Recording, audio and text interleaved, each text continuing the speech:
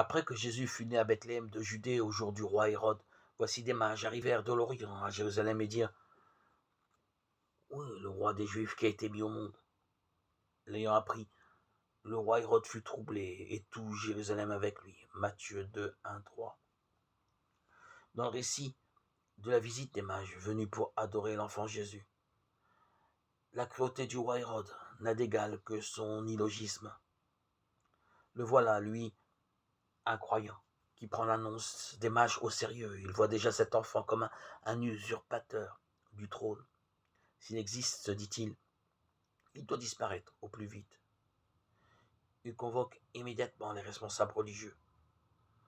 Est-ce que les Écritures saintes annoncent le lieu où le Messie doit naître? La réponse est formelle, à Bethléem. Comment ce roi profane prête-t-il attention à des prophéties vieilles de 700 ans? Il envoie aussi les mages à Bethléem.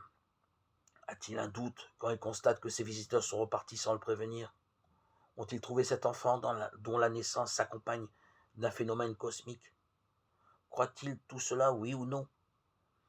S'il n'y croit pas, pourquoi faut-il exécuter tous les petits garçons de ce village? Imagine-t-il pouvoir tuer un tel enfant? Quelle folie, quelle incohérence, quelle cruauté chez ce monarque qui est mort peu de temps après. En fait, ce Dieu qu'il niait, il voulait le tuer. Telles sont les aberrations que connaît l'esprit de l'homme sous la domination de Satan, l'ennemi de Dieu.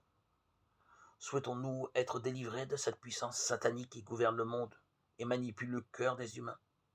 Celui-même qu'Hérode voulait tuer, Jésus, le Fils de Dieu, sauve aujourd'hui définitivement de Satan et du pouvoir des ténèbres. Celui qui croit à l'œuvre de rédemption et de pardon du Seigneur Jésus est uni à lui pour toujours.